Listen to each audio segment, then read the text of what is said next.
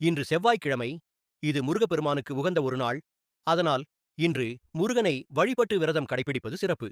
மேலும் இன்று சஷ்டி திதி வந்தால் அதுவும் முருகனுக்கு மிகவும் உகந்த நாளாகும். முருகனுக்கு உகந்த நாட்கள். செவ்வாய்க்கிழமை.